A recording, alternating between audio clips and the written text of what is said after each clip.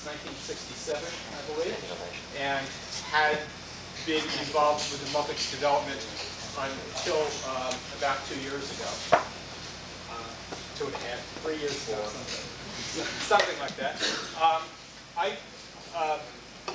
During his experience with Multics, he's been both a Multics systems programmer, a development manager, the manager of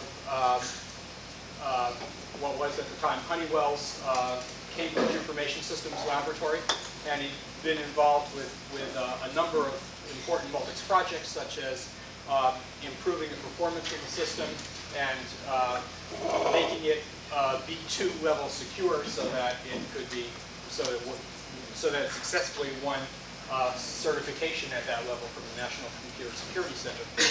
I know that in addition to being concerned about the technical aspects of the system, John is also very concerned about the development process, and we'll be talking about the development process as well as the product developed in this evening's talk. And I also know that he's very interested in people and how they can be made to work together more effectively. In fact, one of the tasks that he had when he came from the Cambridge Information Systems Laboratory to what's now the Bull facility in Billerica, but was then the Honeywell facility in Billerica, was to try to bring some of the Multics culture there to help people do development in the way that the Multics group did. I see some Multicians smiling about the relative impossibility of that task. I think he did make some headway. At any rate, it's now my pleasure to introduce our speaker, John Gintell.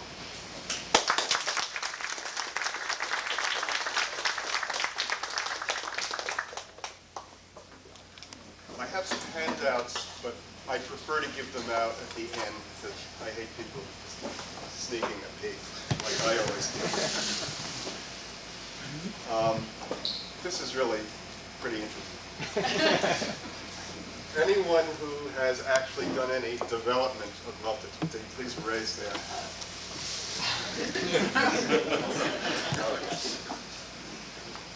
So I better be careful. Status meeting. Well, as David said, I started working on Multics in 1967, and it was an old system already, and have been involved in it, I guess, directly for 20 years, which is a pretty long time, but had a lot of different kinds of involvement. You heard my little biography there for stuff in the book. What I want to do is talk about a lot of things. In fact, I sat trying to prepare this presentation and thought, you know, how do you get 20 years into 1 hour? Talk very fast. Difficult. Anyway, I chose what I thought was interesting and important, so that's what I'm going to talk about. So I'm just going to give you a brief introduction in history. Maybe there's some people here that have never heard of Multics.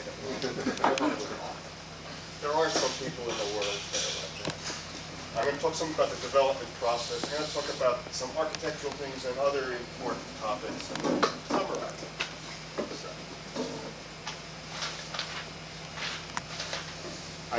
I have succumbed. I used to always do my slides on Multics.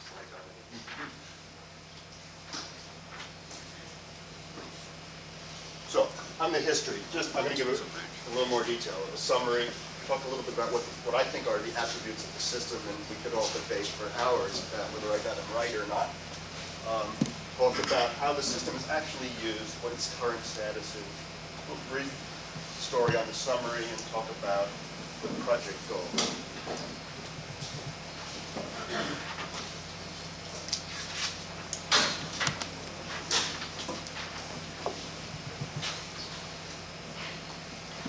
The system is called the Multiplex, or maybe Multiplex Information and Computing Service.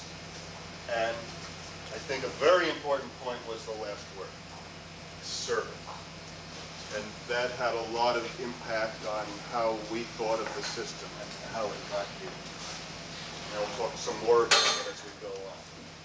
It was conceived of 64 and 65, Corby might say it was earlier, I don't know exactly, but I think then, for those of you that weren't born then, in 1965, in the fall of 1965, there were a set of papers given at the Fall Joint Computer Conference somewhere that talked about this new system, and General Electric announced it as a product somewhere along those lines, that period of time. It started out basically as a joint project between MIT, General Electric, and Bell Labs. Very, very ambitious project. It became operational in 1968 and 69. It was run as a paying customer service at MIT for internal MIT users sometime in 1969. So that's when it matured enough that it stayed up long enough that you could really use it and the computing center could charge money for it. It was a gradual project transfer to Honeywell, some of the ex-GE personnel, during this period of time. Bell Labs dropped out of the project, I believe, in 1969 or 8. I'm not sure exactly what date. And for those that don't know this, I think most people do, that's basically when Unix was born, because of some of the Bell Labs people. It was then an MIT GE project, became Honeywell, and there was this gradual transition to Honeywell. It was announced as a fully supported product in 1973. Then it's had a long, perhaps rocky history between then and 1987 with a lot of development, new customers, few lost customers, generally new customers, different kinds of use, was evolving by a great deal during that same period of time. And now it is in a wind-down state. Now, I think it's a project that was probably canceled more than any other project. The first cancellation was in 1966. And its last cancellation, well, maybe it's its last cancellation, was, I think, announced in 1986. So, and there were a lot of them. For some good and some bad reasons.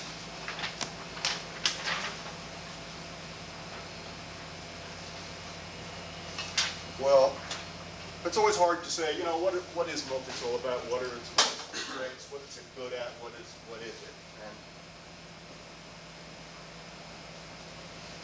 I built my list. And first of all, it was symmetrical multiprocessor and I/O architecture. Kind of got me annoyed about last year when DEC said, hey, we have the first symmetrical multiprocessor system, general purpose system in the world. Well, that's not quite true.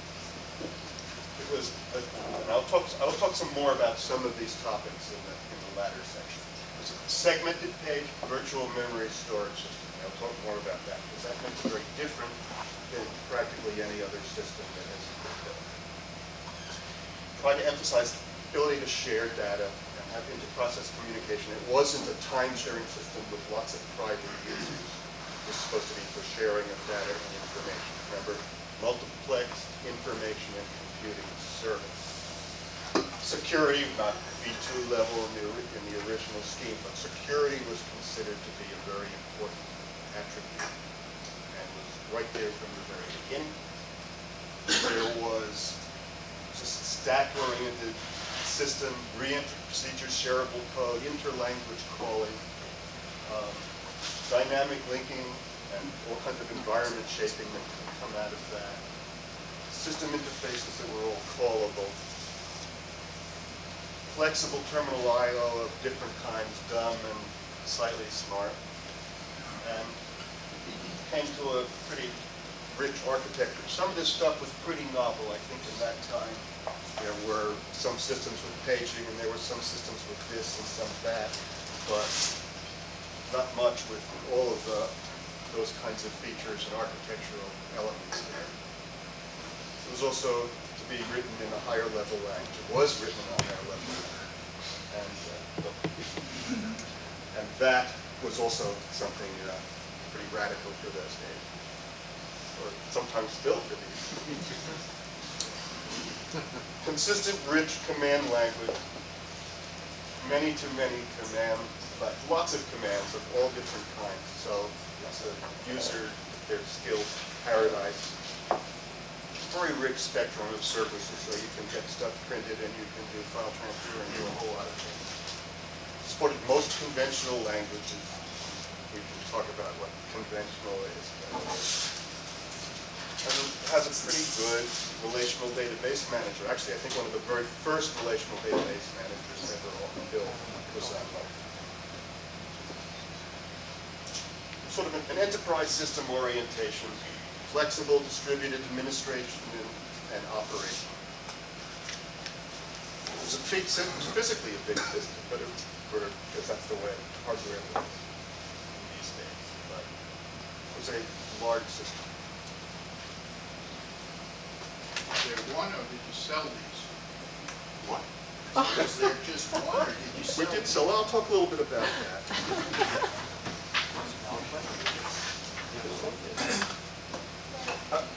Actually, I believe they were sold, I don't know the exact, I think we've had about 90 of them in total sold. They cost between $1 and $10 million a piece. Not bad for one MIPS CPU. All of that.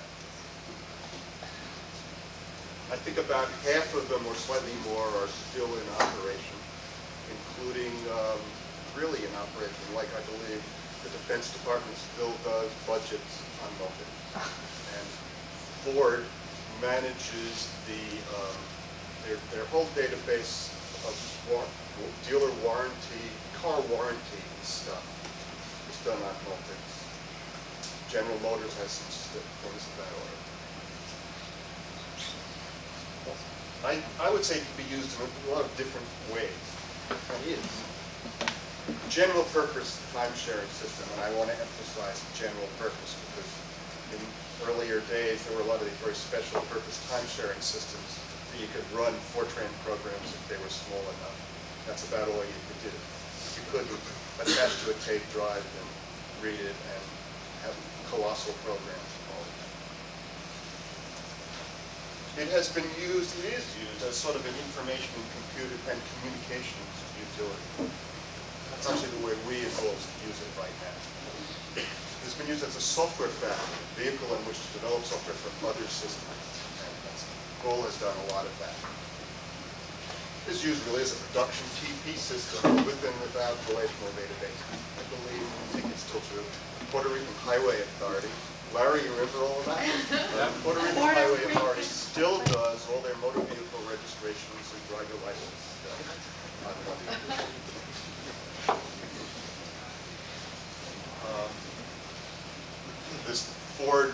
Ford's applications are really production TP.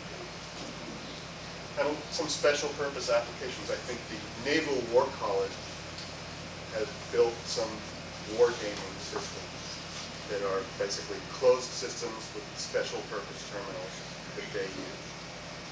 And there's other things of that. So it had a pretty broad spectrum of use. The systems are big. I mean, they're expensive and they are big. They support large numbers of users. 100 users, several hundred users when they're over-configured. And all of that. Again, it depends on what kind of, they are big systems.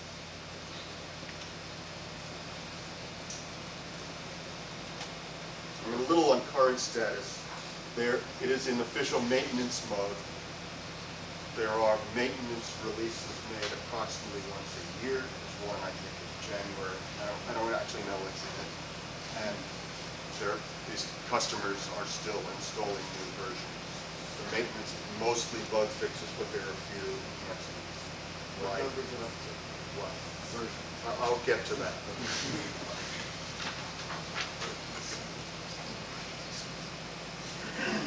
Well, actually, on this slide, There were, I'm not sure if I got my number right, but like I said, there was 13 major releases. Actually, I think there's slightly more.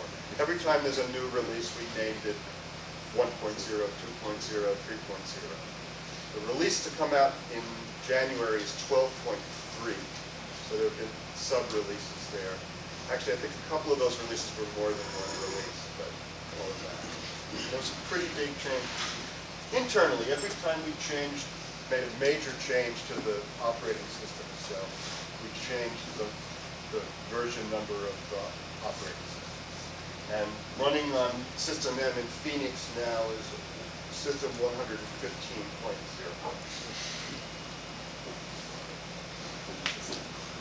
I'd say we replaced almost everything several times. But I think that's pretty important because there's a lot of systems. We have some of them in full that we wish we could replace. It's very difficult. So that's important. We had a long period of evolution. Some of the evolution was simplification and then later generalization. I'm going to talk a little bit about that. Try to adopt or adapt other concepts from the rest of the industry. I don't know if that number is right. I don't know how to figure it out without doing too much work, but I think the system, you have to decide what is the system, is about 4 million lines of code. About 95% of it is in PO1. Some of it, a little bit too much is an assembly language, but not very much. And there's a little bit of this and that. There's some stuff in Lisp. Uncounted pages of documentation.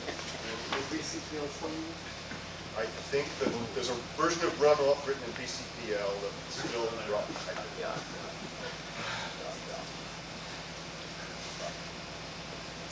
A lot of documentation.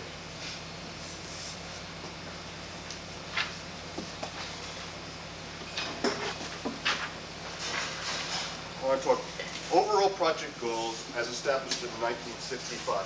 One of the papers in the Fall Joint Computer Conference talked about some project objectives. And this is a brief summary of them. I think they're pretty significant. And it's been very valuable to have a project. I think of Multics as one big project going on forever. It was very good to have a certain set of objectives that were sort of the guiding light, guiding principles. We sometimes forgot what they were, but they really were there. And they affected how the system started. They affected how it continued. The first thing was remote terminal access as normal mode of usage. Well, that might sound pretty silly to say that today, but in 1965 it wasn't. Continuous operation. Well, that had a lot of meaning to it, but you want to have a system that can keep running. You don't have to stop it in order to make a minor change to some configuration or change one module of software.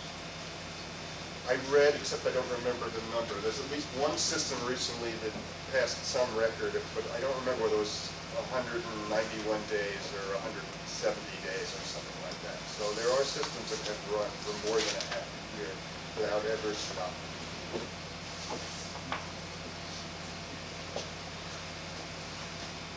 A wide range of growth capacity, because people want to buy little systems and expand them. And all those kinds of things. So that had to be thought about in the very beginning.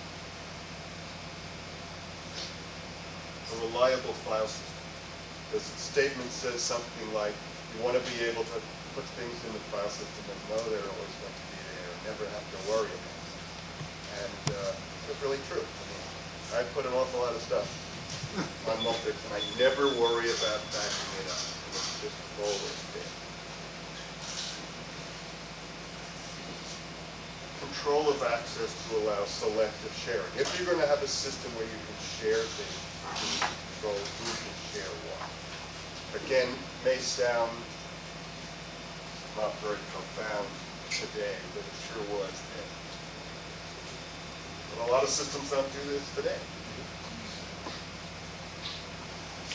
Hierarchically structured information and administration, particular emphasis on administration. That You have a big system with a lot of different kinds of users and users of different kinds of administration, from registering users to doing accounting to doing all of this. And that has to be hierarchically structured and distributed, so you don't have, no one person with the only person with the keys to everything. It needs to serve small and large users efficiently. I don't think we ever really quite got to the really small, but we did a pretty good job of a very wide range of kinds of users. Needed to support different user environments. Many systems today can't do that. They're built for one kind of thing. We did pretty well on that. And pay a lot of attention to the flexibility and generality of the system for evolution. So, now I think a lot of people, when they start designing and building things, say this, but I think they often don't mean it. Or, I mean, they really mean it, but they don't make it happen. And 1 year later, you get stuck with difficult things to fix. Now, not to say we didn't have any of them. I know some of you out here have to deal with them, but I think in general the approach was, don't put tons of limits in the system that you're going to outgrow soon. Build your system in a truly modular way so that it can change. So I think those were the goals, and still good goals. More people should have the same thing.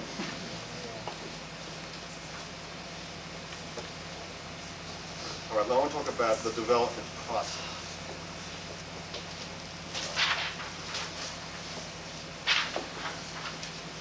Okay, this is my interpretation of the project philosophy as seen from backward.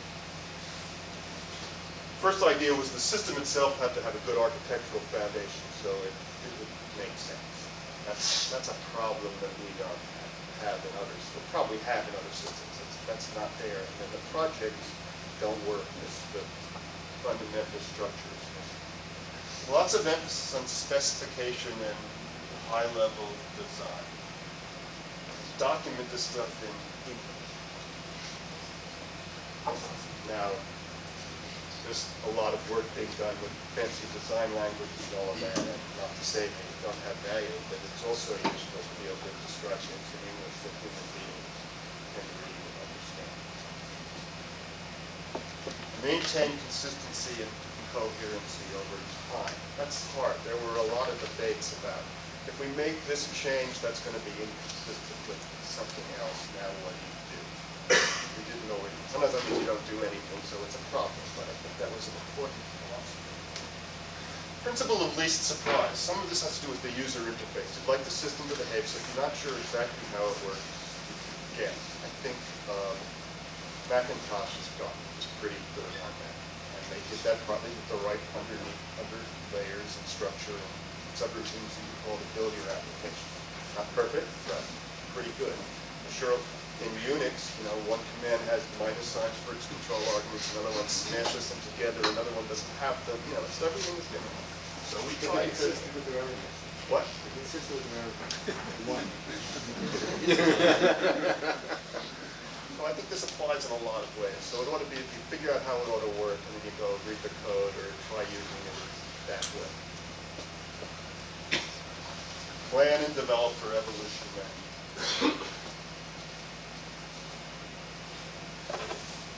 I still remember, Corby, you're talking about this. The code should be so good and clean that you're proud enough to publish it. So Donald Knuth does that, but most people don't do that. It's a little example code. But I think that was a pretty interesting approach. There's this other thing that goes on inside the software industry where everybody uses their stuff very privately and no one else ever gets to see it. It doesn't work and various things. The development process itself has to be consistent with the system. I know we have this problem in Bull where we're trying to do whatever we're trying to do, but there's some other process that was invented 27 years ago for some other reason, and there's just a clash that makes it different. Use the system to build itself. Now, that was very good because we had a nice rich system that could do a lot of things. You can't always use a system to build itself. But Some people say that this is one of the things that made Multics not very good, because there were all these developers that just tried to add things that they wanted, and not what the marketplace wanted. And some of that is certainly true. I still think it was a good philosophy. Encourage the use and construction of tools. Well, that's pretty important. In Multics, everybody did some tools, but we didn't have a tools department off in some corner that built tools, and no one else was allowed to build tools. Everybody built tools. If there's a big need, then you have to create a project to do it. A problem that we have in full today is that that was not the way we did things. We had a group of people that were supposed to do tools, except we didn't have the group, so nobody built any tools, and we didn't encourage other people to do it, so we don't have that. So we changed. I think that was very important. Extensive use of peer review. And we'll talk a little bit more about that. Again, get away from this privacy stuff. Promote group ownership of the system.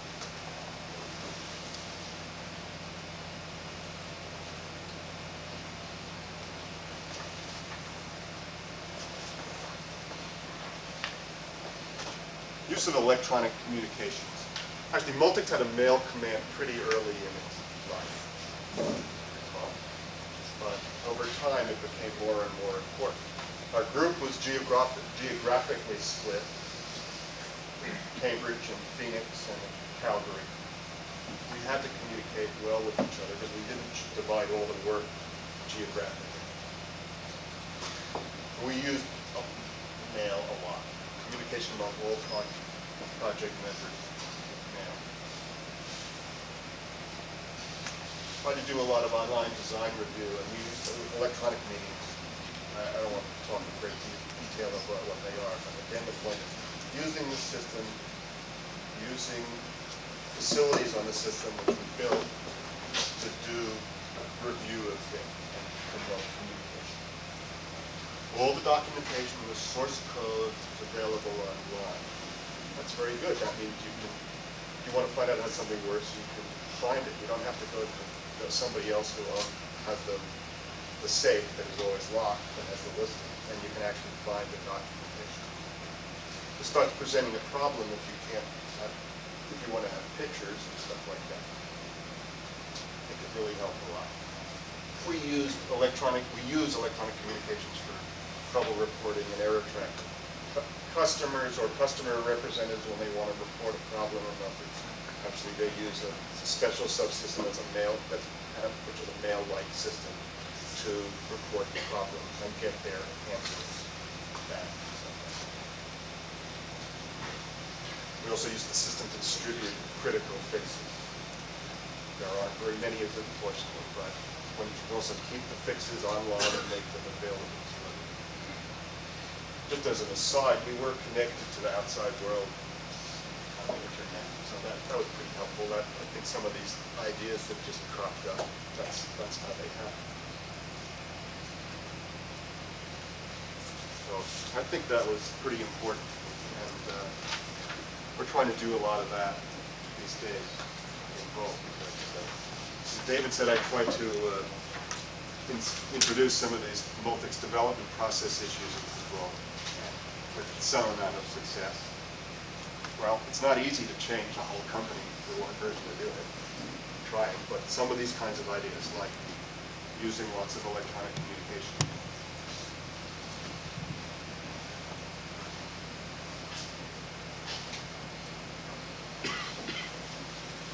All right, I want to talk about something that was slightly controversial at times during development. So we created this thing which we call the Multics change review. The purpose was to review all proposed changes, whether they are big and small, a one-line bug fix or a colossal change. The review is on user-visible interfaces and effects. That's what it really is. Our question is not on the internal of the design, but on the specification and stuff like that. What I would say is this process evolved. The evolution of a lot of things was important. It started out as a couple of strong individuals like Corbin, and then as things changed, we created a hand-picked board. There was a small set of people that met in a room behind closed doors, decided the fate of other people's changes. Some people didn't like that very much. So we changed that, and we opened the doors and we let people look in, and then we let people in. And then we had the problem that at one period, most of the early days of the Honeywell venture, all the development was done in Cambridge, so we were all in one place. Then we started getting development done in Phoenix, and the people down there said, hey, we want to be part of all of this too. So we created a pretty elaborate system with cooperating boards, and we had slaves and masters. All of that. And there were definitely some social problems to all of that. We tried the method where anybody could join. That was kind of interesting because the meetings got rather chaotic when they were not electronic. And 30 people wanted to argue about some minor point that was very important to them. Kind of chaotic. So I think things really got best when we went to an electronic meeting. So we basically created a two-layer method where an electronic meeting that anyone could join, anyone in the project could join. They discuss stuff and they could approve or disapprove, and if they did, I think the rule is, or was, and still is, if as few as 5 people think it's a bad idea, they can reject it. But there is another board that, what they generally do is send it to the executive board, resolve disputes, and then occasionally go up to management. And I think in the history of Multics, we had about a half a dozen things that were installed in the system against the wishes of the board. And I think in general we're sorry about every one of them. I think it was a pretty good process, and it helped get people involved in the decision process and in determining the course of action. I think another important thing was all changes, big and small. And I think in some ways more attention was given to the small changes. It's those one-line bug fixes that have dreadful implications. And a lot of attention was given to that. And issues about, what does this mean relative to compatibility and what does it mean relative to the future. And I'm sure that there certainly are more MCRs for small things, big things. But I would encourage people that are doing software development to make sure that the little things are reviewed also.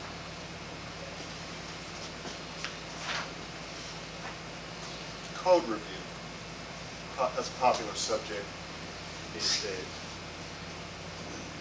It started actually as a grassroots effort. The hardcore developers said, we're modifying other people's code, and if we don't have some consistent programming standards about argument lists and various things, it's going to be difficult. So let's start some system where whenever anyone makes a change, they have to get somebody else to review it. So it was very, very informal.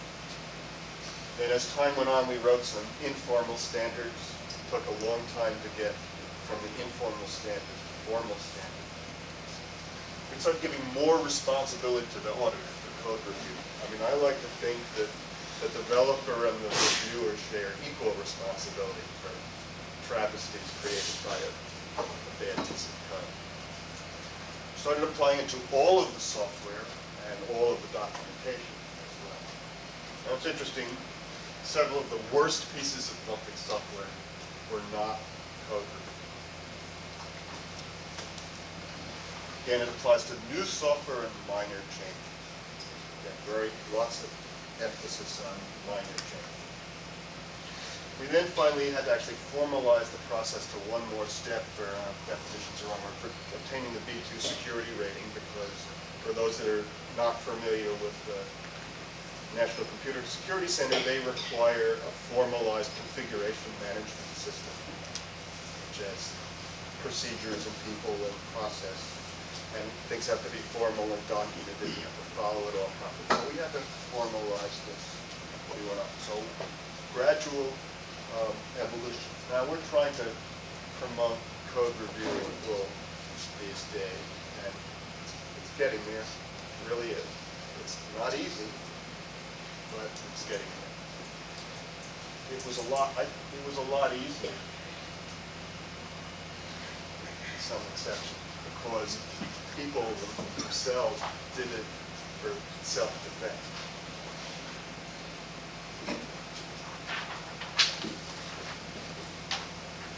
Well, quality assurance methodology. Well, we had no formal system test group or final qualification group. I don't know whether anyone's ever done that before or still. Yet I think we have produced a very reliable, maintainable, iterable system. How did it happen? Well, I think there's a bunch of things. All this emphasis on high quality code and documentation just helped a lot. We formalized this over time of just applying more configuration management to the entire system, so people can't just put in changes that haven't been reviewed at some level or other, don't conform to standards, all of that. When there's no formal systems test group, no final qual group, the developer owns the bugs that they create. They're the people that have to go fix them. And I think that helps. It helps a great deal. There's a lot of peer pressure to conform to quality standards just because of all of this. And I think that you didn't have to have somebody else whipping people to say, you got to do this, this, and this. A lot of it happened out of the development. The architecture of the system itself helped promote all of that. When you have these systems where everything runs in supervisor mode, it's very easy to have a problem. I think sort of the bootstrapping nature of the system helped a lot. The PL1 compiler people tested their compiler, among other things, by recompiling itself. And the system's design and structure is such that by the time you get the system up to command level, an awful lot of it has been exercised very heavily. So the places where we had the most amount of trouble in this were like COBOL. What developer is ever going to use COBOL for anything? On the other hand, COBOL is the kind of thing that you can have good regression libraries to test this on. Now, not that I'm recommending that everyone go home and turn off their system test groups. It works pretty well. Okay, I want to talk about, some architectural issues and other important to me or anyone technical topics.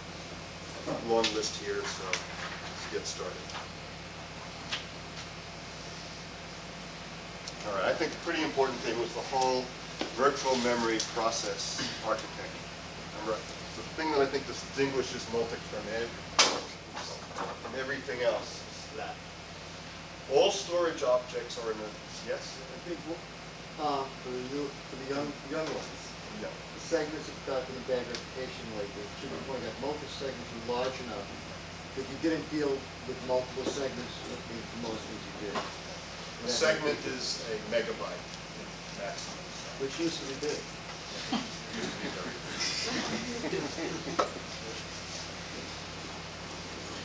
All storage objects are in this segmented virtual memory.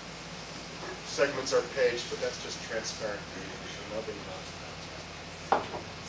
The segments are like files. They have path names, and you can refer to them symbolically. That's how you do it at the command level. They're not files.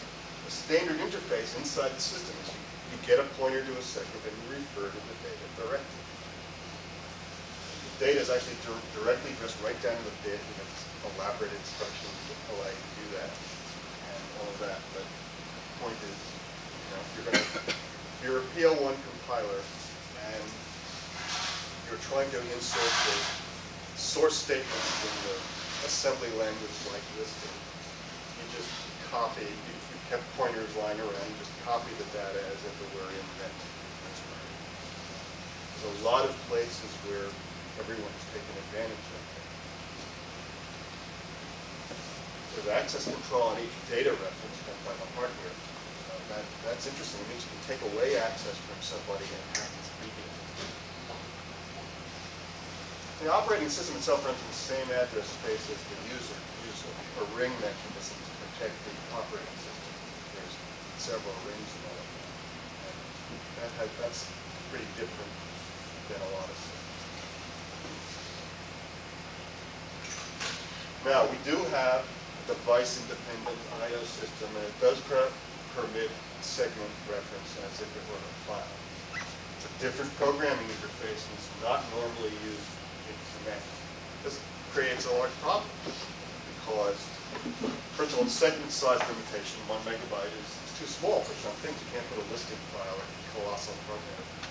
So we created these awful multi-segment files, which were a mess, still are a mess.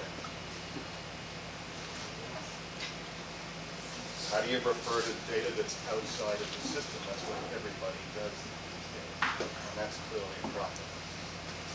Also, because you're not doing explicit writes, you have files that are inside this piece of memory, and you reference them. Or writing doesn't happen in the same order. The writing to disk out of memory does not happen at the same time, in the same order that you made your requests. And when you have crashes and things like that, you have synchronization problems, which most of the time doesn't matter. Sometimes it does. So to solve it, we did invent, we created a file manager to support the database, the relational database manager and other things to solve this problem and had appropriate system primitives. It's still kind of messy. It should have been, would have been included inside the system itself. But this was very different.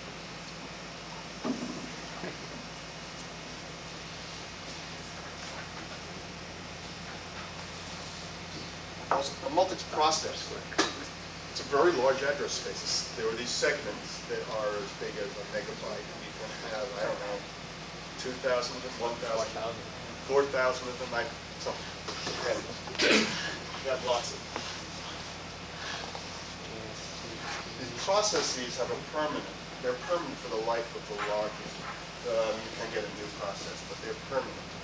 What that means is there's environmental information and static storage shared between commands, and dynamic linking, which results gets preserved.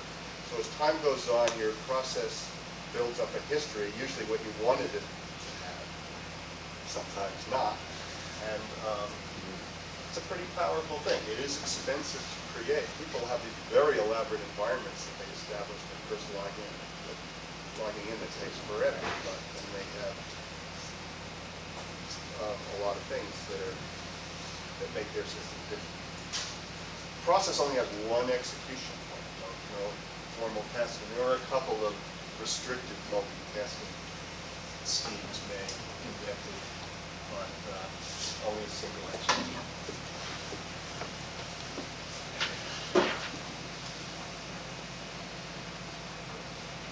Security. Well, the principle of least privilege is used pretty extensively. So this means that you don't want to have a super user in everybody else. And for example, at the high level, the low level, you only have things with write permission that are going to be written on. You only let them go. So those are the application security, but we meant the system had to be designed for the user. Now we created these access control lists, ACLs, which are getting pretty commonplace these days, for discretionary access control. So this ring system for structuring the system. Later on we invented what is now called mandatory access control. We call it the access isolation mechanism. That's the thing that allows you to divide pieces of the system up so that users can't pass information back and forth. The Defense Department needs that, but so do a lot of other people, because if you have corporate data from different units of the organization that might be competitive, you don't want them to see each other's things or pass secrets, all of that kind of stuff. We have the case which we never applied it to in Bull, where we had customers on the same system as we use internally, and there was company proprietary information discussed in electronic media. People aren't always conscious of who's the customer, who isn't, all of that. We could have used that while we did. Most of the functionality for B2 is there since 1975. Another thing, this access control is basically applied to these segments. Each segment had an access control list, and you could say whether you could read it or write it, execute it. And we started extending this a little bit further. So in mailboxes, each message in the mailbox had an attribute associated with it. Not a separate access control list, but that meant that, for example, you could send mail to somebody putting a message in their mailbox and read directly out of their mailbox your messages, but not anybody else. So there's a place where we try to extend the unit that's being protected to one level below the whole section. And we did this for several other areas.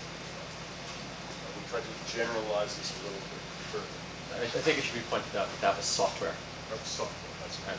the other access is hardware. So that required this ring system and another ring.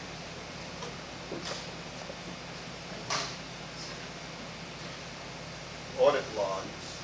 Well, we started doing this in very early days. Like you would like, if somebody breaks into your system, you'd like to know who it was.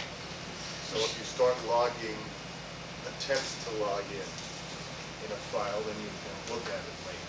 And the security requirements to get a B2 requirement require you to log a lot of things more than that. And over time, we kept putting in more logs, which can be enabled. But I think the point is, if you use this approach, you can find out a lot more about who's using your system and what way they do it.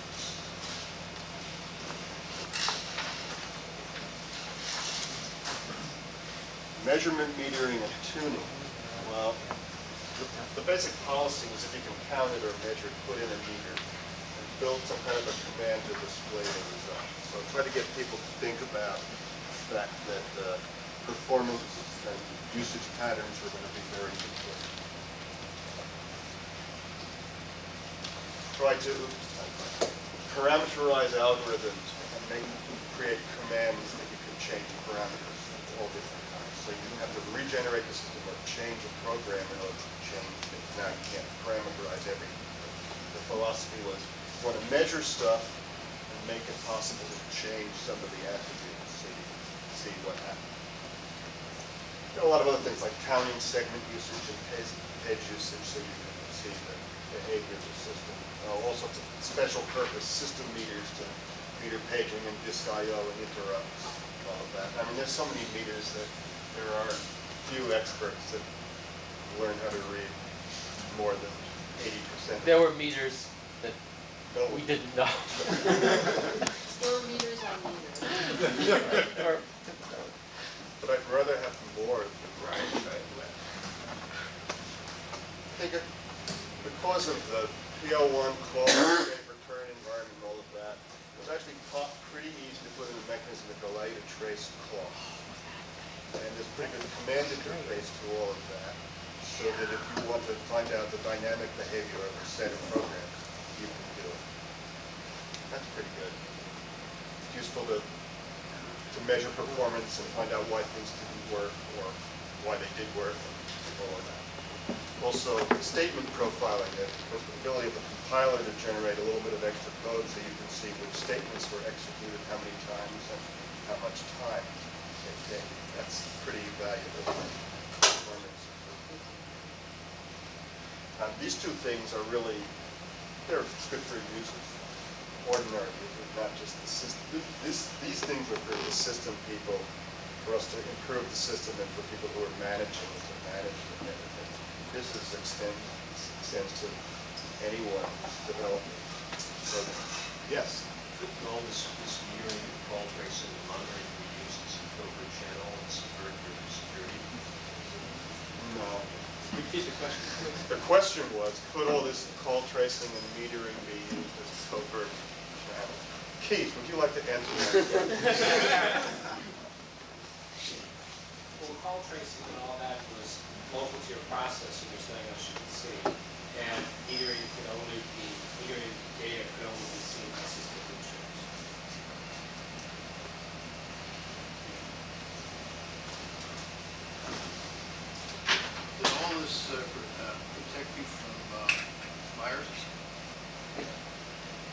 That was traffic.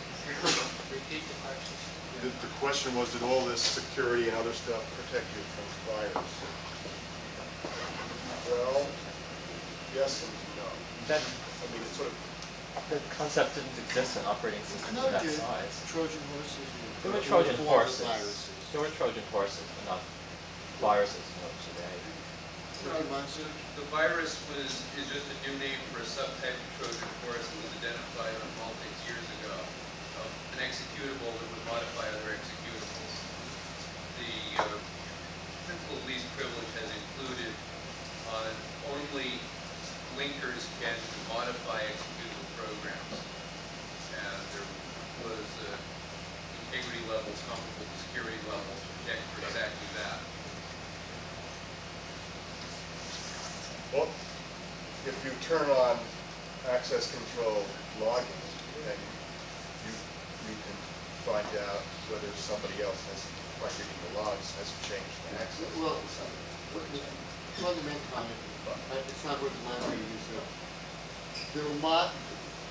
Virus phenomena is so pervasive because some of it is innocuous things which things that we have, we can spread out. So there are always threats, and a lot of it is sort of the social part of the system.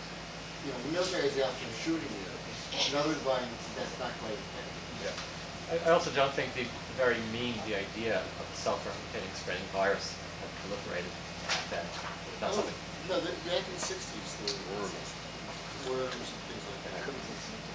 The self-replicating is not the question. The real question is damaging. No, it's social. Well, in this case, replicating not We want to discuss this after the meeting. Let's move on. Yes, let's move on. I actually just skip a step. I want to talk about data hiding. Okay. First of all, we had programmatic interfaces for system data. We didn't have this stuff where you can read directory to directory.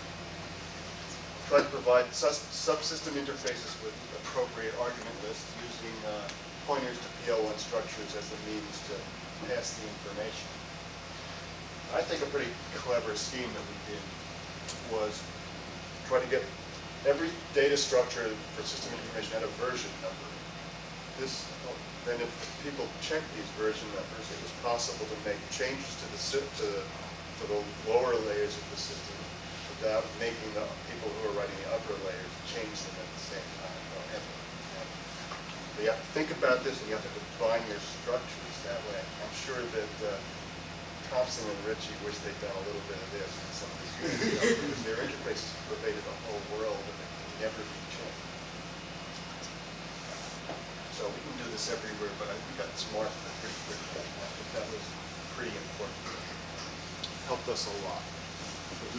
Over time, we really changed a lot of things. Error handling.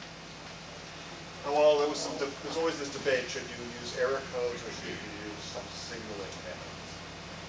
And we chose, well, it was originally some very elaborate scheme with using signaling and having stacks of old handled errors so you could debug what happened with all of that. But we actually used the method of passing stacks of those back to callers. And there's no error state kept within the system as such. You disagree? No, there was a limited class restartable. Yeah. Oh yeah. Well, some systems have the property that you can find out what was the last system error that occurred. Yeah. We went into having standardized system error status codes. Their programs refer to them symbolically, so there's no numerical encoding. Using dynamic linking to get to message tables. That means you could actually change the message table to translate them to Hindi or what have you. And this little trick, status codes are actually pointers, so it was easy therefore to given a status code to go find the error table. Again, another attribute of this virtual memory environment where everything is directly addressable. You can pass around pointers and allow people to get it. So we did use So therefore, a user can supply their own error tables, and when they build subsystems, they can all be glued into the whole system, but with separate error tables. You don't have to change the system error table to add your little extra feature. We did use signaling for some specific errors and situations. For example, there's some subroutines of the commands call to parse arguments and things like that. And when you get an error, when you have an error, you call one of these things and it signals an error. And so you can have a condition handler that receives that, a special thing. You can do the same thing for questions that are asked by commands. And not those ask commands that allow you to have pre-supplied answers to commands. Answer command, not the answer. Answer command. Good try. Oh, well. I've never anyone proofread. Yes,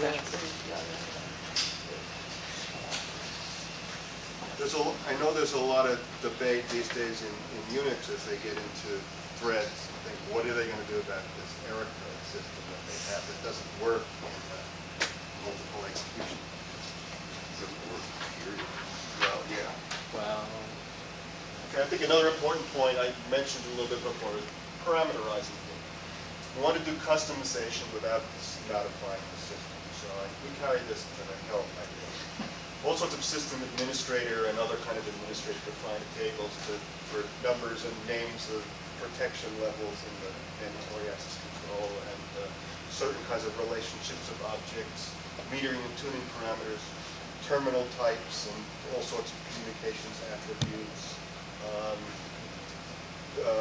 scheduler parameters, you name it, there's something for that, and an elaborate file and a compiler to compile it.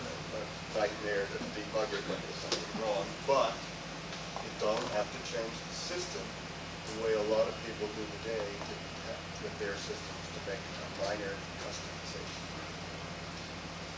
Well, so again, per project, in a lot of cases you can per project and per user overrideable attributes, so you don't have to make the system appear the same way to every single user.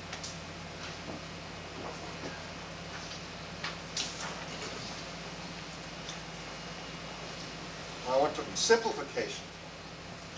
Well, we had pretty abysmal system performance when we started. I mean, I remember page fault. The mean page fault time when it was gotten a little bit better than completely awful was 200 milliseconds. What? It got down to 2 milliseconds. 200 milliseconds. I have somewhere in my pile of garbage in my office a histogram with a page fault where one of the page faults took 40 seconds.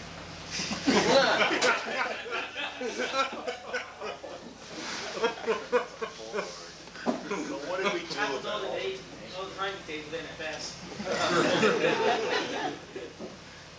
Well, what did we do for all of that? We used the idea of static binding and combining segments. Like originally, every program that was compiled had several segments associated. And then we created a static binder that bound a bunch of these things together and did other things in that order. Applied it in different places.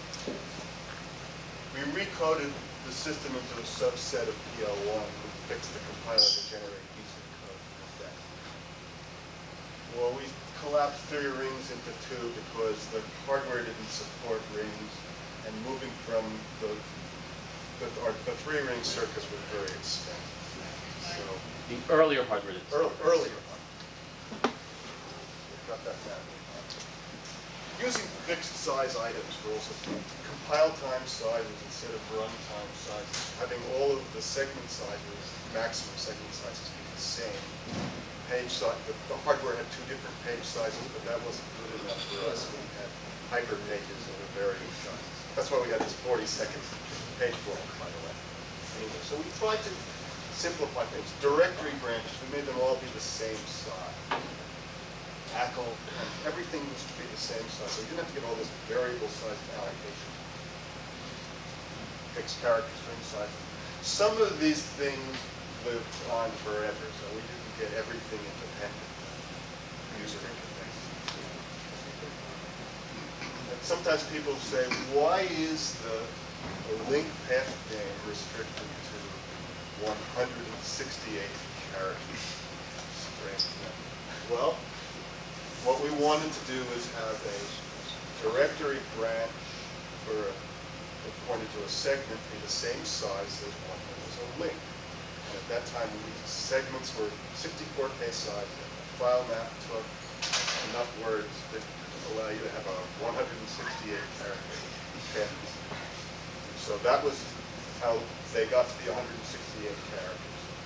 Because we went to this compile time sizes and fixed character strings, our interface system had character 168 declarations all over it. There was a place where simplification lived forever. Many of the others, they didn't. Do watch word boundaries. The thing that we didn't do, recoding stuff in assembly language. We did a little of this as time goes on, but that was not our prepared goal. Don't mess up the modularity of the system. I've seen lots of cases where people try to do it. We didn't do that. Try to look at a more architectural or other approach to that. We fixed most of that stuff. We built a decent compiler. We changed the hardware. We put more registers. We put rings in the hardware. We byte and bit addressing in the hardware. Maybe that was a mistake, but I think it was the right thing in those days. And then a lot of these things worked. But I don't think we gave up anything through that process, and we got a system that you could afford to run.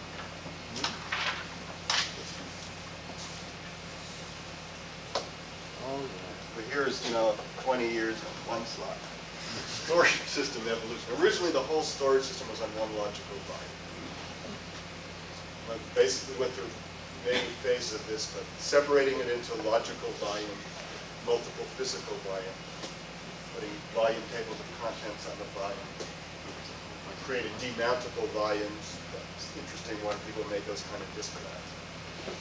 The directories are on a separate logical volume. That has some interesting things because it allows different kinds of recovery. We had backup systems that went both off of the directory hierarchy and the volumes and retrieval from those. And different kinds of fault tolerance to the storage system so that when certain kinds of things are run, the system can crash. Built salvagers and scavengers. Like if you have a there's a system crash when a disk gets messed up and you've lost a piece of the directory structure, but the segment is still on that other volume, you can adopt it here. And so we built stuff that will let you do that. Does it still work? We have fun.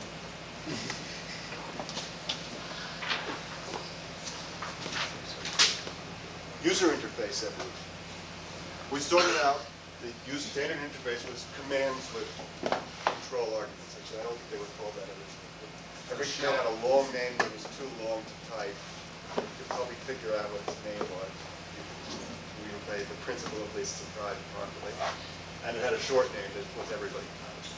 Then as time went on, we started standardizing the control arguments so that similar commands have the same control argument, the same or analogous. We built a pretty elaborate command file language called execcom. It became a programming language. There's all sorts of command features like an abbreviation function, active functions, elaborate iteration in the command language, a do command which allowed another kind of argument substitution. So you can build pretty big nightmares of all of this stuff. But people do it all the time. We create help files for every command. Almost every Then we started going into, also there are a bunch of primitive subroutines that were available to make commands easy to write for argument counting and those kinds of things. Then, for evolution, we also started providing subroutine interfaces for many principal functions. So the commands weren't supposed to call commands. You could deal with error handling and things like that as time went on. So, for example, eventually we built a set of mail primitives that were a subroutine interface, Emacs mail and the regular control argument way of using mail, and a menu interface, and they all use the same basic function. So that was subroutine interface. So the functionality is really all in the subroutines. And we created this thing called subsystem utils, which allow you to put together a family of commands into a subsystem that accepted requests and have built-in help files that are associated with all of that. So things like the mail system and the electronic meeting system use that. And then started moving into the away from Model 37 teletype and created a window and video system that operated on terminals. Quite pretty incredible with all that expensive and elaborate hardware that you can actually run Emacs. Still do it today. Someone's at home over time and all that sort of stuff. It does work. We started creating a menu interface for dumb users to get some commands. We never went very much further than that. Let's get that. Dynamic reconfiguration. I mean, most people think of that as hardware, but I think it's also software. You can add and remove hardware components while the system is running. You can add CPUs and I/O controllers and memory, front-end processing, etc. It allows you to divide one system into two, put it back together again. It allows you to partition a subset to run online PDP. One of the reasons why we have a few systems that are able to run for half a year is you can use that method. In the Air Force, they have a bunch of large systems all in the same machine room. And sometimes they make one system larger and another one smaller by moving processes from one to another. Also applies to the software. We couldn't change the operating system. A lot of other things that we added and removed while the system was running. Do you have special hardware made for you that could have its bus connected to The GE hardware architecture was designed to have a system controller, a memory unit, a bunch of them, and then I/O devices and processors connected to that with multiple amounts of them. So that basically from the system is a bunch of these memory controllers and memories, a bunch of these I/O controllers, a bunch of these CPUs. You can remove pieces of those and use some operator commands, and used to be these switches that if you set them wrong on the processor, you blew it, but all of that. I think the question was about hardware support for connecting and disconnecting hardware while you had power on. There's no fault tolerance in the sense that you can pull a board out.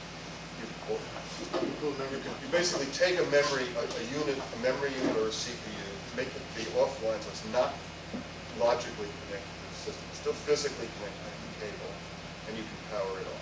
Connect it to some other system. Or connect it to some other system. The system was very carefully designed to support this, both in the hardware and the software. It didn't just happen by accident. Oh, sure.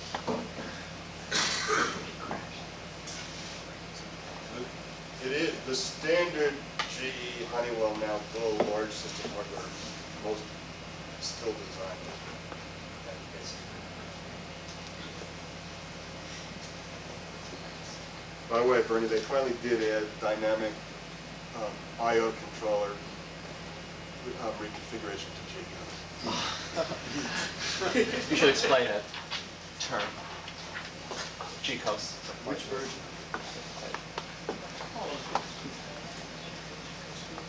Let me talk a little bit about, to summarize that.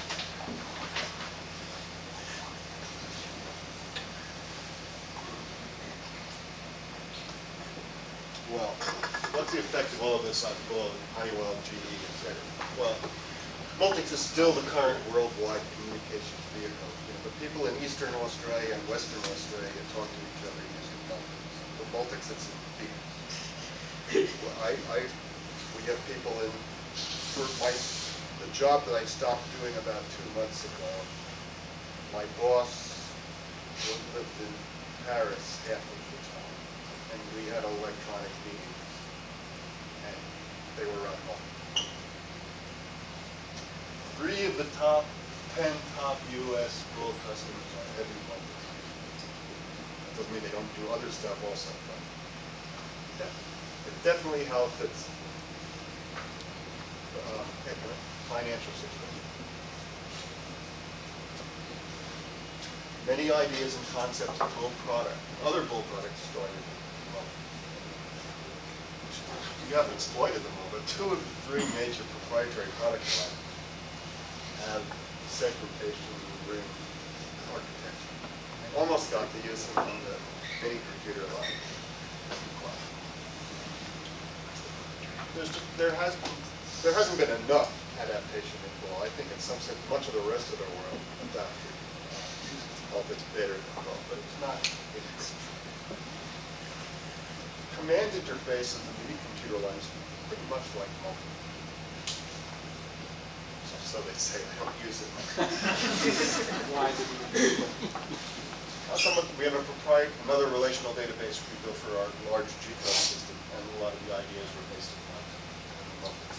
So it's not as though everybody ignored Multics. Some people think that everybody in the company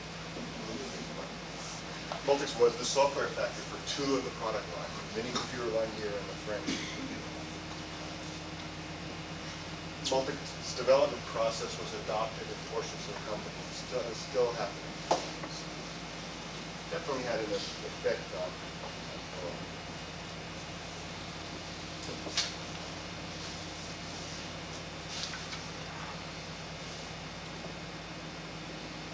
well, I mean, I could go on for a long. What's the effect on the rest of the world?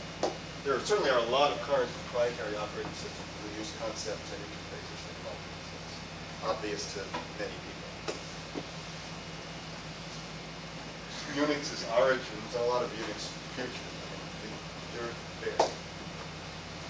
I don't know what the exact numbers, but I would say there's been about 1,000 members in the extended Multics development community that have been exported to the rest of the world. They definitely have a great influence. Are still having a good influence. Yeah. Infiltration might be a bit word that it's excluded. Yeah. I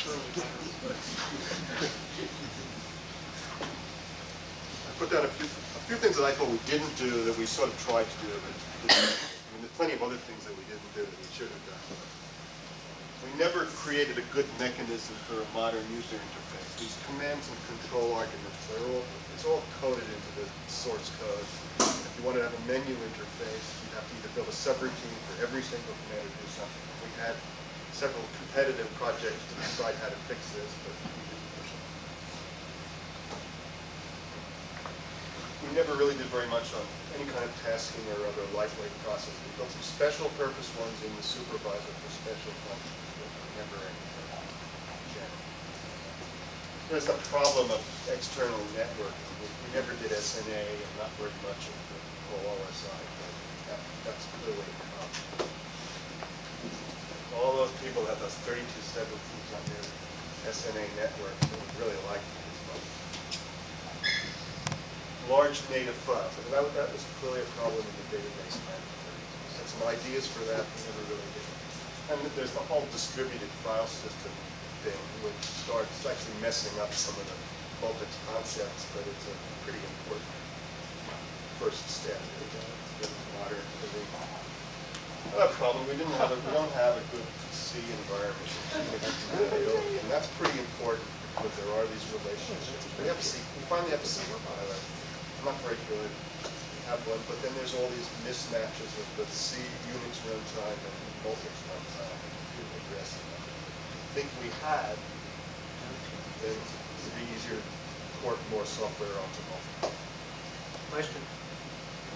How these compatibility mismatches or whatever, would they have degenerated the Multics thing or helped it or indifferent or what? Well, we had several. We looked at how to. We have several possible solutions. I don't want to get into any of the details. You don't have to mess up Multics to do that, but there's some pretty fundamental. You know, the Multics process and the Unix process are very different. So if you have applications that take full advantage of one, what do they do about the other? So I don't know how to reconcile. It's not a simple subset.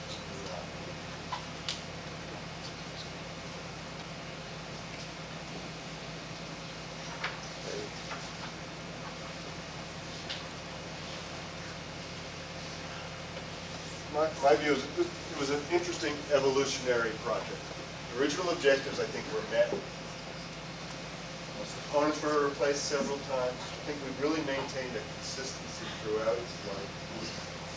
The culture, I think a lot has to do with the process and the people and the system, and they all played together.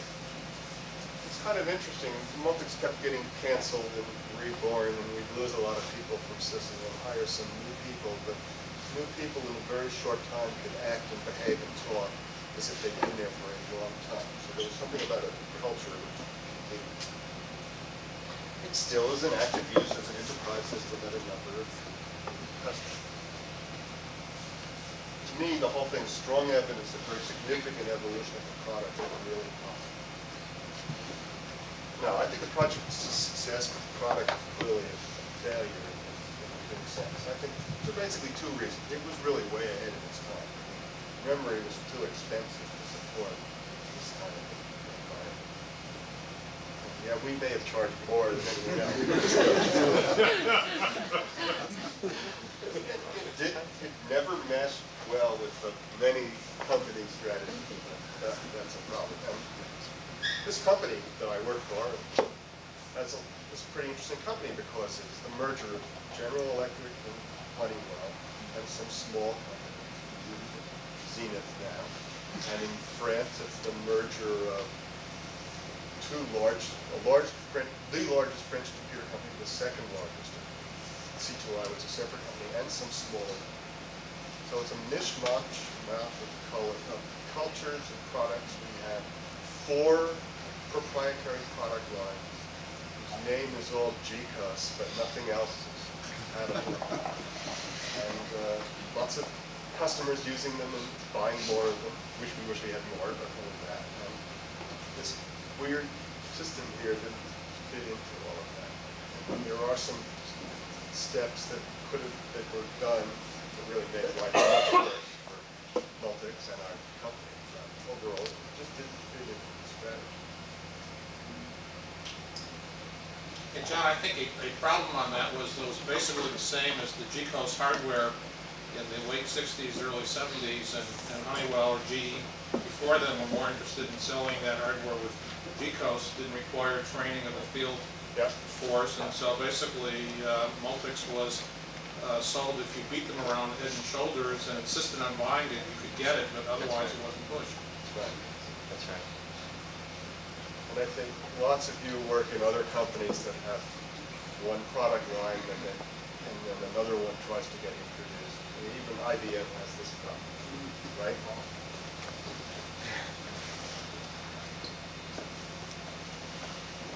I think pretty interesting. Almost all users, not all, but almost all users of developers really like it. That's pretty rare. That's pretty rare. A lot of new ideas were tried, a number of firsts. Maybe a little bit too many at the beginning, but I don't think so. Pretty interesting. I think one way is you could view it, the whole thing as a prototype. A lot of the ideas in computing. My personal view is, I mean, I spent a lot of time dealing with it, and I had a lot of fun, heartaches and all of that, but it was a lot of fun. I've learned a lot. It's pretty interesting. It's been a very interesting experience.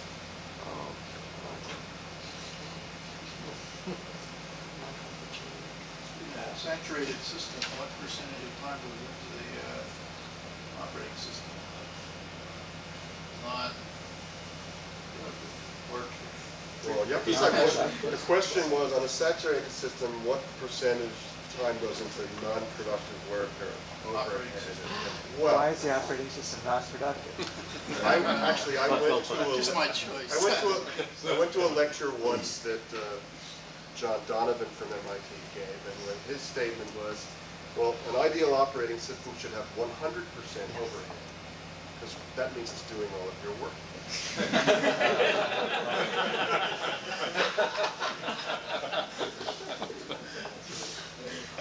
I don't know, with a reasonable amount of memory, which is now affordable even in this expensive hardware, we have a pretty efficient system. I don't know exactly how you can, I know one thing, at Ford, where they have these 4 CPU systems running this relational database in production mode. CPUs are slow, they're like 2 MIPS of our kind of MIPS. You get 8 MIPS of this thing. But they say running some other databases on some of their big fancy IBM systems, they're getting more throughput from our system because they had better, the overall system structure was good, and then the application family they built on top of it was sufficiently good that they have better overall productivity of their actual application. So what are you going to say about overhead and all of that? Where's a good place for somebody to learn about Multics? There are always useful ideas, but you know, and a lot of ideas have gotten textbooks, but I don't know what would be a good place to post them. Good question. I notice people keep going and buying organic before. It makes Multics so complicated. I mean, Well, maybe you should write. Write a book, John. Well, I thought that. I mean, I'm glad this is being videotaped, and you're going to be interested in what you're doing.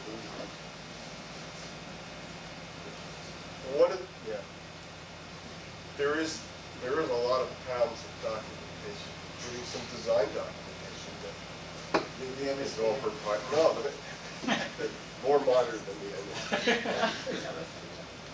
But I think it's a good question. It's a good something else to find out about this. Corbin. How is Blue going to extricate itself from its dependence on Multics? Well, other than this customer situation. No, but they're using it themselves. With Unix and electronic mail, and right now its main dependency is for message passing, which is pretty easy to do with modern day networking. So that's how we're doing it. Right now, we're working on it. John, let me interrupt for a few announcement type things, and we're not adjourning the meeting. John will stay here. Back in the back. Sure, why don't you do that? John, do you have any feel for a number of patents, hardware and software, that came out of Multics? Not enough. Software movement. Well, people did not patent software in those days. We used the copyright method for software. So there are these copyright notices on every... You're not getting royalties from every Unix system ever sold. No.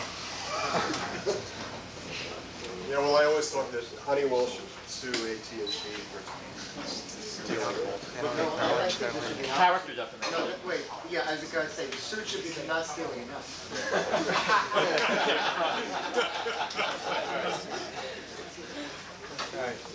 When Multics is finally decommissioned, what will happen to the source code? That's a good question. Will it be put in the public domain? Seems unlikely. Wait, remember the Air Force paid conversions. If you have a 36-bit machine with this hardware architecture. Good question. Yeah, I think for the record, I think the original papers describing the system were the spring joint. 1965 spring joint, not in Las Vegas. Well, I think. I recall, I wasn't there. yeah, but I always say, well, I think it falls right No, a place that can run. Like a Multics Mac are very good prepared. David, since there are a lot of Multics developers here, David's suggestion was for those that wish to, each one may stand up and say something or nothing. Well, it would be nice to have people stand up and just say what part of the system they worked on.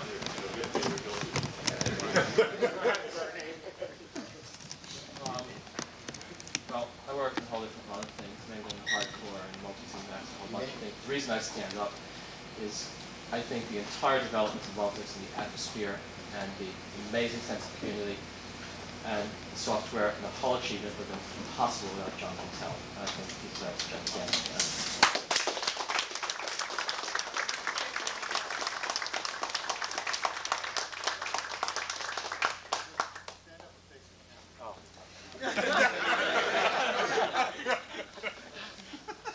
Name, rank, and serial number. Bernie Gaber. Bernie. Bernie Greenberg, 1974 to 1980.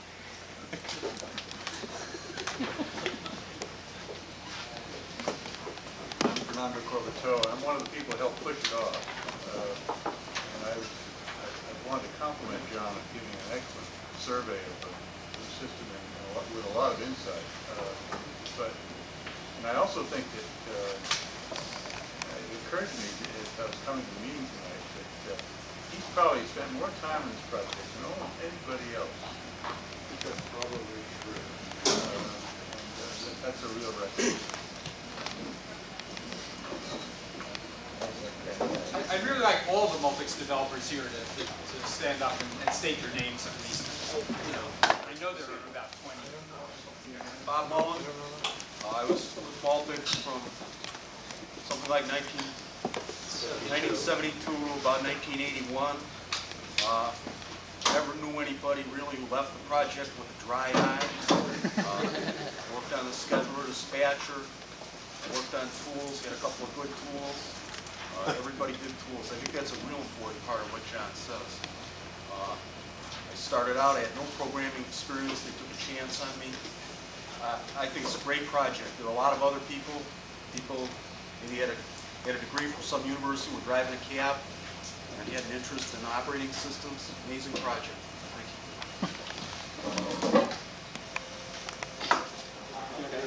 Tom Casey.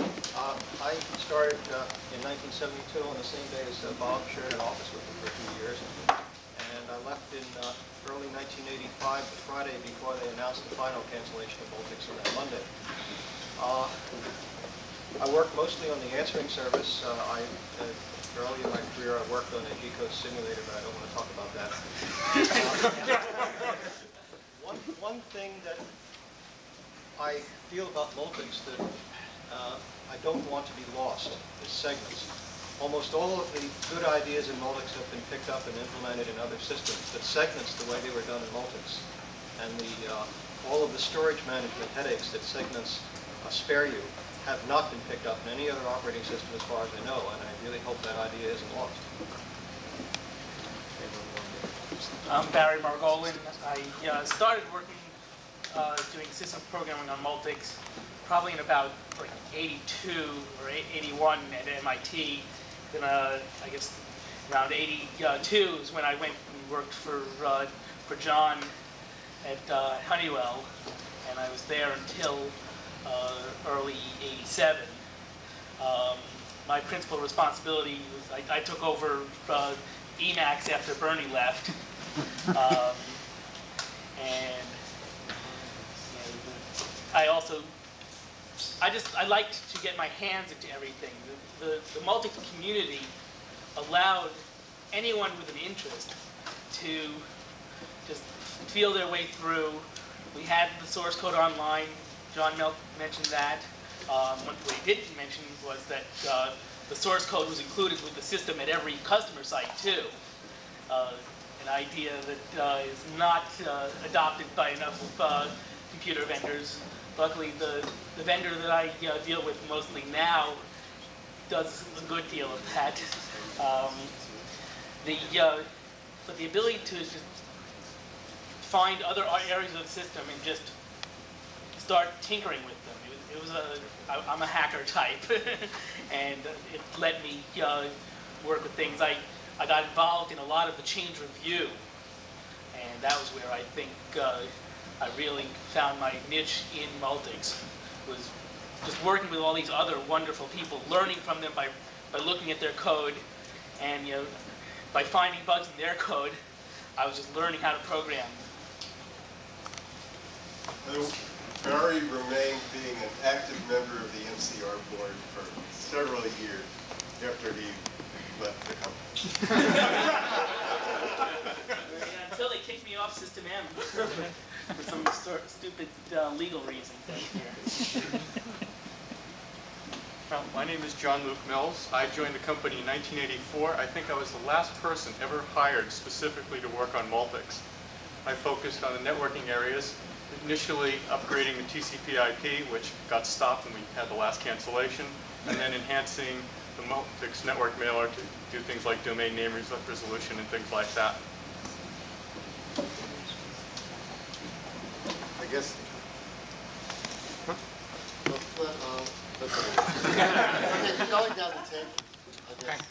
Hi, I'm Barry Wallman. I joined General Electric in '67 to work on Multics development, and then finally left Honeywell in '74. I had been around the Multics project in the formative days before I started at General Electric, and I can remember when it took about 45 minutes computing just to boot the system, just to get to the point where you could log in on the early 645 processors. During the 7 years that I was actively involved with development, I did several generations of the PL1 code generator, basic compiler, the procedure tracing facility, and statement profiling facilities that John mentioned, a variety of tools. Managed to stay involved with Multics development after I left Honeywell at subsequent employers. For the last 9 years I've been at Prime, which is the company that actually seems to have taken up more of the Multics ideas than any other company. If you look at our Prime architecture, we have segmentation, paging. Unfortunately, we've got small segments rather than big segments, and that's a problem. But many of the best ideas of Multics live on in other systems like Primos and Unix. And I have to agree with everyone else who's talked about the spirit of the place and the quality of the people there. It's definitely an experience that is unlikely to be equaled in other development environments and projects. Thanks. Bob Frank's next on this table. I was associated with Multics as a student from about '69 until they kicked me out in the early '76. Did my BS thesis with Corby on Multics. I too agree that I'd like to see a lot of the ideas live on, and some of them do in various places. The 386 processor, if you look at it, it's basically a Multics processor. Now, there's a separation of software exploiting it. OS2 has some of the ideas, Mach is a version of Unix that has some of the ideas, and you see the ideas sort of get out there. People learn them, but not quite fully. One interesting thing, in 1979, there were 2 projects on Multics done in third shift Multics time.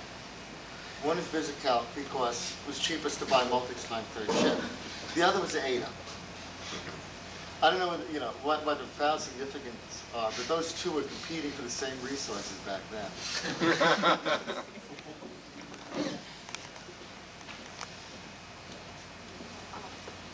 I'm Ellie Donner. I joined Multics in '69 and left in '81.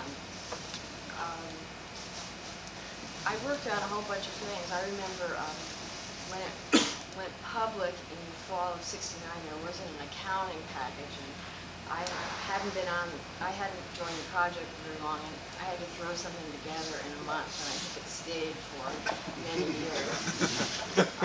I worked on a lot of things, ranging from a new file system to ITC to command system. But what I really appreciate now, especially having left, is the development process.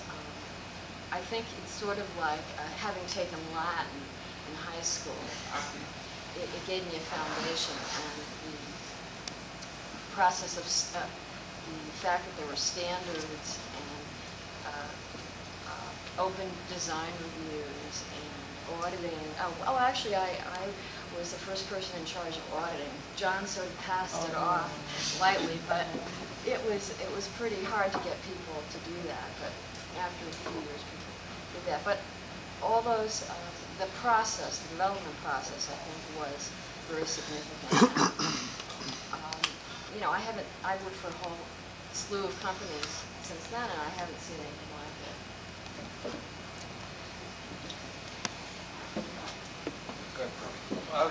Ellie reminded me of something that wasn't quite emphasized in what John said, and I think I'm in the position where I can say it. As one of the early managers, I think one of the things that made this project actually get through the hard times that were in the beginning was that we had an incredibly dedicated group of people working for us.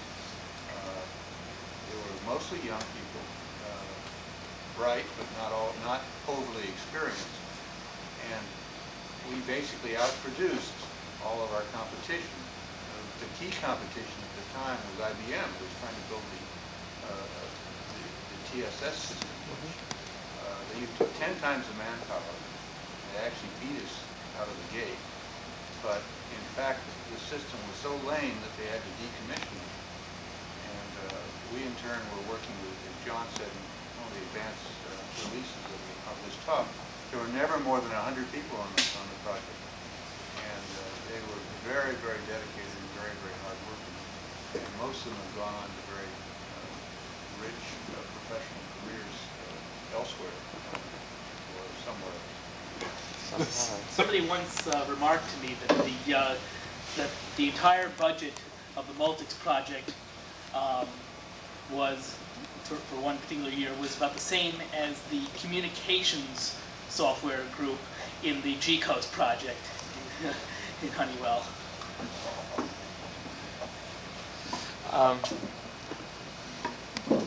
David Levin, I was on the Multics project from 1970 to 1978. My primary focus was in the Fortran compiler, Fortran runtime, and in the 70s, that's how you sold systems. Even though we had a time-sharing system that could knock the pants off of anything, there was this QuickTran system out there. We had to make our sales based on Fortran, competing against Fortran batch systems. And I hope people know what batch systems are. I want to make another remark. I want to say, as I wade my way through the mixed bag of computer products that now constitute the industry, and if I could have $1 for every time I type list to Unix, and just look at the things that were taken from Multics by basically sifting through its bathwater.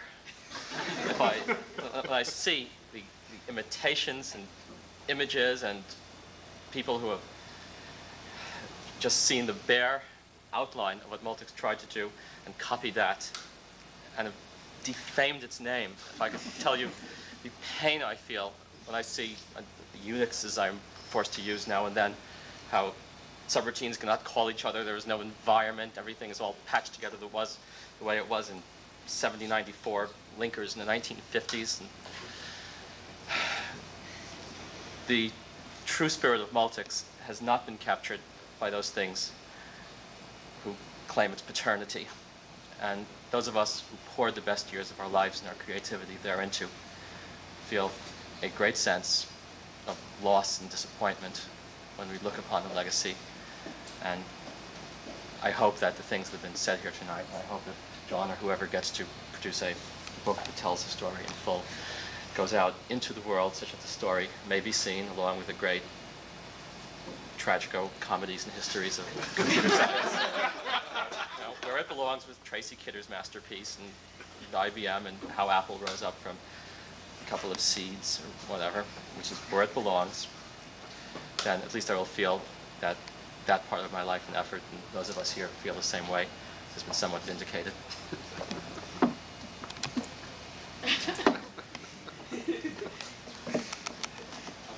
That's a hard act to follow. I'm Robert Corin. I worked on Multics from 1972 till they wouldn't let me work on it anymore. I actually left the company earlier this year. Much of that time I spent working on the communication software, both in Ring Zero and in the supervisor and the front-end processor back in the pre-networking days. I also did some work with the Multics file transfer facility, and I was involved in the never quite completed restructuring of the answering service in support of the networking bundle that was going on at cancellation time. And I'm not going to make a speech. Why not? My name is Jeff Ives, and I worked with and on Multics from 1969 till 1985. I actually had 3 different careers with Multics. I was in the Air Force, and we evaluated Multics and used it for application programming. And then I worked at a customer site, which was a non-traditional Multics application, but it was a very traditional DP application. We had a transaction processing database management system on Multics, and Multics served as, was really a service bureau for scheduled TV commercials and radio commercials. My third career on Multics was at Sissel in Multics development, and I worked on the Multics relational database management system. I'm trying to get Multics to manage files in such a way that the system could crash without losing the last transaction. And I also worked on the Multics tracing and mirroring facility. Sissel is Cambridge Information Systems Laboratory. My name is Mike Grady. I started the same day David did and shared an office with Robert for a few years. I was with Multics from 72 to 80, except for a little 2-year vacation in the UK. And I worked on the communication software products and also in the hardware group for quite a while. Had a lot of fun. It was really a great experience, and I think the basis of pretty much everything that's ever happened to me since then. Yes. I'm Rick Kavalchik. I first used Multics in 1975 at MIT. I came to Honeywell in 82. I was at Honeywell from 82 to 84, and I worked on TCP/IP before John Mills.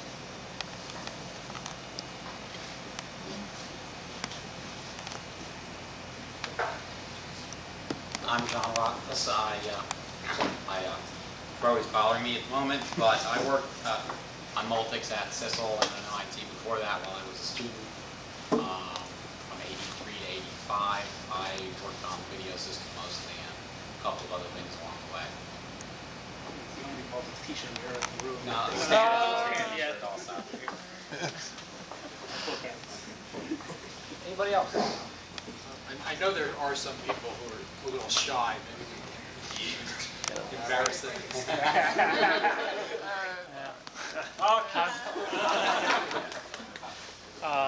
Rick Kissel. I worked on Multics from 76 to when they canceled it. Mostly I worked on the tape I/O for a while and also communication system. Finally on the networking architecture for, we almost got OSI running before it was canceled.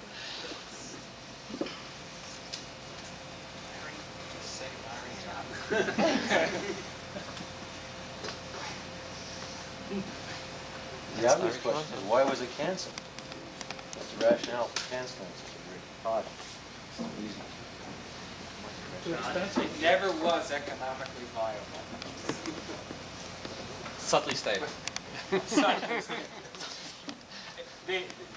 I think John summarized it very well, that the project was very successful. I always think of people who aren't here tonight. Bob Freiberghaus, who went on to form Stratus Computers, ran the language group from 60-some through 72. Sorry, 76. Whatever. I'm not a mathematician, so I'll stop with the numbers. But the concepts were what we focused on, making the system happen, what was the most elegant and the correct solution. And there was never hardware support from first GE and then Honeywell and then Bull to build a cost-competitive system. And we always had our largest competitor in the workplace being our sister operating system, as it were, GCOS, which was in fact very well entrenched in the parent company and what the salespeople chose to sell. Purely economic decision that year after year chased people out of Multics as the threat of saving the company $10 million meant canceling Sissel. A minor point on that was the original Multics machine. The documentation said, do not use the following instructions because we want to take them out of the architecture to save money. And instead, the new machine came. We now had one Yamani CPU and had a second one for string instructions. Right. Because one of the profounder examples of what could be done without technology. It was a asynchronous monstrosity of the most complicated possible sort, a patchwork of 4 architectures added on top of each other that was truly, very ingenious in the way many near successes are. This was quite a thing. I studied it in very great depth. But it was so complicated that it often entered states that no one could understand. The system would grind to a halt. It had nearly 600 instructions. I mean, the real antithesis of risk. So it was complicated to begin with, and then an extended instruction set was added with really pretty primitive hardware implementation technology pre-microcoding. Yes. So it was difficult to get running, particularly in the presence of a segmentation and page fault mechanism, because the extended instruction set had been added for the base GCOS processor, which didn't have the add-ons. There's another point I want to make that I don't think has really been brought out. The Honeywell GE Multics in full Multics environment was really incredibly powerful for a software developer, in that you could edit a program, compile it, and then immediately execute it. You didn't have to link it unless you wanted to do so for purposes of efficiency and production use.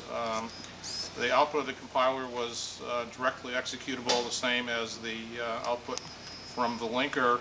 A command was simply a program that took string arguments that were provided by the shell.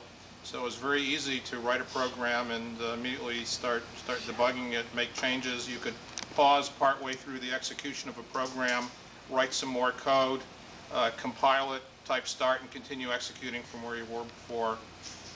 We just don't have those facilities today. Are there any other Multicians here who I can get to at least stand up and say their names, if nothing else? Larry.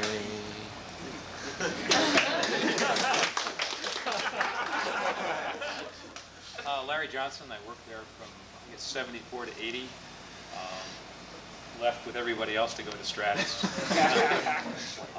Mostly I worked on communication stuff with Mike and Robert.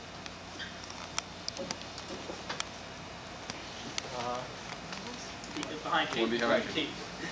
I'm Keith O'Parrott. I started working on Multics at REDC and snuck into Sisal between a couple cancellations during early '83 that was. And from then until Multics was canceled, I worked on initialization and B2, as all of us did who were there at that time.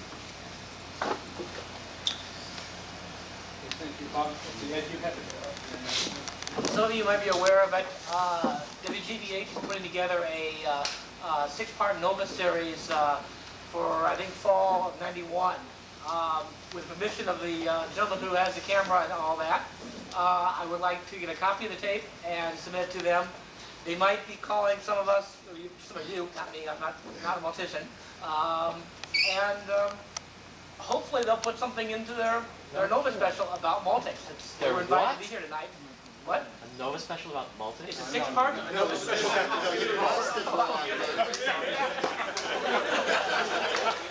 Sorry. Keep on reading. Anyway, just be aware that this is happening. It's something that hopefully they'll put something in about this particular operating system, or this particular environment, not just an operating system. Anyway, it's called the Information Age. There'll be a literature handed out later on. There'll be news releases going out. It's just starting to gear it up now. Anyway, what reservations in the name of what, Ken? ACM. ACM at Joyce Chan's. We can continue talking about things over there. Good. Thank you very much. Thank you all for coming. Thank you, John. Paul Nate. I always ask for all.